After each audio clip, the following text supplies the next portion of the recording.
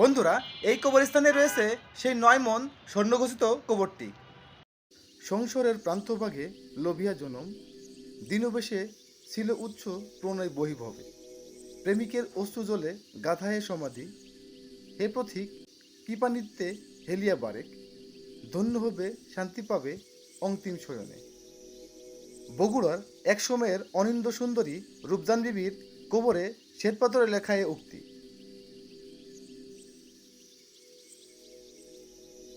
আসসালামু আলাইকুম বন্ধুরা, আজকে আমরা আপনাদের নিয়ে যাব বগুড়ার রূপজান বিবির সেই ৯ মণ স্বর্ণখচিত কবরে।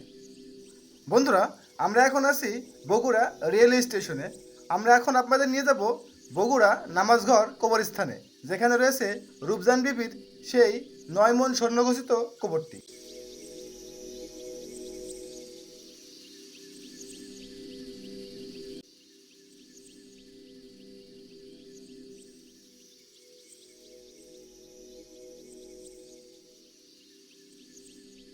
এটাই হলো সেই কবরস্থানের গেট।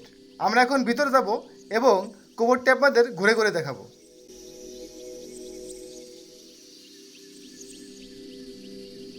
বন্ধুরা, এই কবরস্থানে ঢোকার পর ঠিক পূর্ব দিকে রয়েছে সেই কাঙ্ক্ষিত কবরটি। আমরা পূর্ব দিকেই রওনা দিব। এটাই সেই রূপজান বিবির ৯ মণ স্বর্ণখচিত কবর।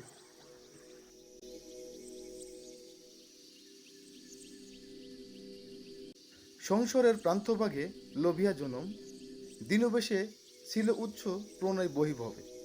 প্রেমিকের অশ্রুজলে গাথায়ে সমাধি, হে পথিক কৃপানিত্যে হেলিয়া বারেক, ধন্য হবে শান্তি পাবে অন্তিম শয়নে। এখানে বুকের পাদরে জমে থাকা ব্যথার বহিঃপ্রকাশই ব্যক্ত হয়েছে।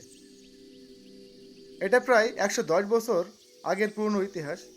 বগুড়া রেলওয়ে স্টেশনের মাস্টারের দায়িত্বে ছিলেন ব্রিটিশ এক কর্মকর্তা, যিনি বগুড়ার অনিন্দ্য সুন্দরী রূপজান বিবির প্রেমে আকুল হয়ে তাকে বিয়ে করেন। যদিও সেই সময়ে মুসলিম সম্ভ্রান্ত পরিবারের মেয়েকে বিয়ে করা খুবই দুঃসাধ্য ছিল, তবুও এই ইংরেজ বাবুর প্রেমের কাছে সব দুঃসাধ্য হার মানায়।